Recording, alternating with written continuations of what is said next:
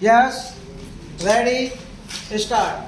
Our whole future progress depends on this process of industrialization and the use of higher techniques. It must be remembered that it takes long to train a first class scientist or technician. To put up a steel plant takes some years. It takes twice that time to train a technician who can run that steel plant. It takes 5 times as much time to train a competent atomic scientist as it takes to put up an atomic reactor. We have thus today to organize training for the pupil required for the second and third 5-year plans. We cannot daily delay this or else our planning and industrial progress will be automatically held up. It is obvious that this high class training cannot be given today and for some years to come without knowledge of a foreign language. It is possible and indeed desirable to give elementary scientific and technological training in Hindi or our other regional languages. We can translate some textbooks as we have actually done. We can build up our technical terms in Hindi as we are doing, but we cannot produce the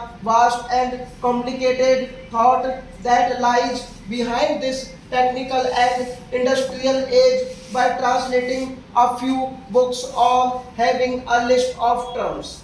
Changes in technology today are so rapid that even books that are being printed get out of date very soon. Every scientist has to keep up to date by reading many scientific and technical periodicals, usually in several languages. For this and other reasons, it seems to me essential for us to continue in a big way adequate teaching of English as a second language. I say English because that is the easiest foreign language for us to learn and is the most important. We should learn other foreign languages also. Personally, I think that even from the cultural point of view, in addition to the point of view of developing and widening the scope of Hindi and our other languages, it is necessary for us to keep in intimate touch with and have adequate knowledge of foreign languages.